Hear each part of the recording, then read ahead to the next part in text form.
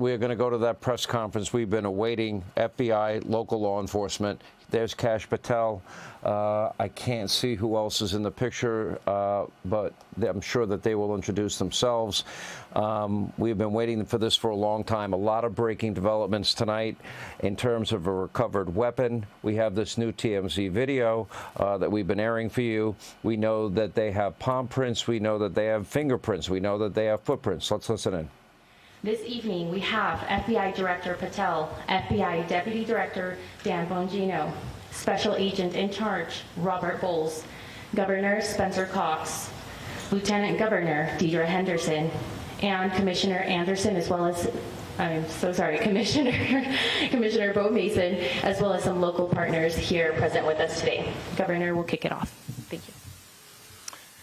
Ladies and gentlemen, thank you for joining us here tonight. We appreciate the media and the partnership we have with you in helping us to get information out to the public so that we can catch this assassin and hold him accountable. We are going to share a portion of a video and that we have of the suspect, as well as some new stills. Those have already been released, but we want to make sure that they get as much attention as possible, so that we can get help from the public in tracking down this evil human being. So we're going to cue up the video right now. Show that. I've asked Commissioner Bo Mason if he would narrate to you what is happening in this video. Thank you, Governor. Bo Mason, Commissioner for the Utah Department of Public Safety. If you look up to the top left, you'll see the building where the shooter was proned out in the top left corner. We'll go ahead and play that video, and I'll narrate as we walk through that. So here you see the suspect ran behind that upper building. He's going to come out on the right, moves to this far right corner. As he does, he's going to climb off the edge and then drop down to the ground. As he did that, he left some palm impressions. There's some smudges, some places we're looking to collect DNA. There's a shoe imprint where we believe the suspect is clearly identified as wearing Converse tennis shoes. Again, we'll replay that again so you can get another view of that. It's important to note his black T-shirt, his black pants, and there appears to be some white on the soles of those Converse tennis shoes. Those are all identifiable items that we're looking for. In the stills that are going to follow this, you're going to see a very distinctive T-shirt with an American flag and appears to have an eagle on it. There's also a baseball cap with a triangle on it and a pair of sunglasses. All distinctive, all things that we would ask the public to look for and try to identify if they know someone who has those items, who has been seen wearing those items. We're looking for all that information. Here you see the suspect after dropping off the building. He moved around across this grassy area, around the parking lot. We're going to pan to the right.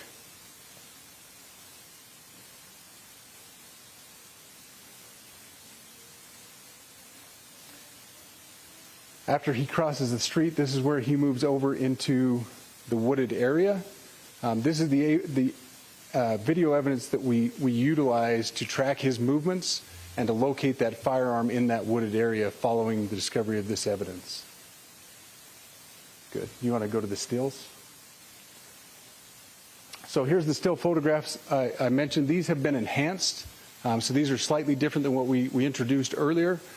Please pay close attention to the T-shirt. Like I said, very distinctive with that American flag and that eagle. The hat with the triangle and the sunglasses. If you'll go to the next picture, please. The backpack as well. All identifying features that we're hoping the public can help us identify and lead us to this suspect. Next picture. And again, there's a better picture of the hat with that triangle logo, and again, the T-shirt. Blue jeans, and you get a good look at those Converse tennis shoes as well.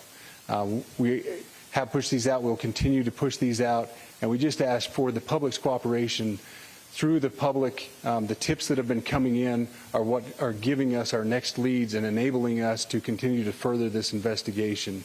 We've had great cooperation from the public, and we're continuing to ask for that as we move forward. Thank you, and I'll turn the time back over to Governor Cox.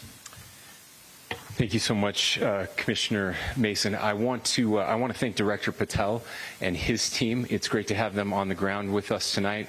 We've had several briefings, and he's had an opportunity to walk the crime scene. We appreciate our local law enforcement here. Again, we have working hand in hand with the state and with the FBI as we move forward with this investigation. Now, I'll just give you a little warning. We will not be taking any questions at this time. We're giving you the latest information we have, being as transparent with everything that we have. But I do want to share a couple things that I think are important. We cannot do our job without the public's help right now. The public has answered our call for action. So far, we've received more than 7,000 leads and tips. I would just note that the FBI hasn't received this many digital media tips from the public since the Boston Marathon bombing. This case also highlights the dedication of our law enforcement community. We have 20 federal, state, and local law enforcement partners that are working shoulder to shoulder to find the person who committed this horrific crime. With their support, we've completed nearly 200 interviews. As you're aware, as has already been reported, the FBI is offering a $100,000 reward for information leading to the identification and arrest of the person responsible for the murder of Charlie Kirk. We also continue to implore the public to support this investigation and come forward with any information. We are truly hopeful that this video and new photos will lead to even more tips. We are processing. We have an incredible team, a state and federal team working together to process those tips. We are going out in tandem to interview any potential person of interest or suspects. But we need, again, we need as much help as we can possibly get. Any videos or photos that you might have, the public, should be submitted to our digital media tip line, which is www.fbi.gov/Utah Valley shooting, all lowercase. Again, that is fbi.gov/Utah Valley shooting, all lowercase. You can also provide general tips about the shooting by calling 1-800-CALL-FBI. That's 1-800-CALL-FBI, or at tips.fbi.gov. This is, I would just say, this is not just a local matter here in Utah. We have people all over the country that are helping to bring this perpetrator to justice for Charlie Kirk and his family. I will just add as well that, as was mentioned, there is a lot of forensic evidence that is being processed right now at both the state lab and the and federal labs, federal lab on the East Coast. So we are working in tandem together. I would also just add a word of note for those people who are spending so much time on social media. I think Charlie said it best, that when things get bad, we should put our phones down and spend a little time with our families. There is a tremendous amount of disinformation. We are tracking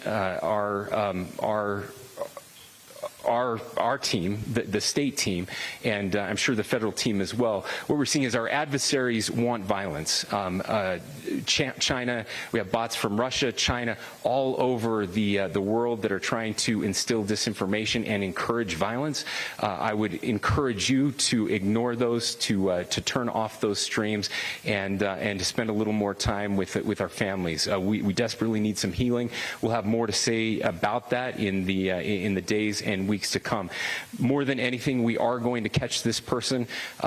Last thing I will just say is we've been working with our attorneys, getting everything that we need, affidavits ready, so that we can pursue the death penalty in this case, and that will happen here in the state of Utah.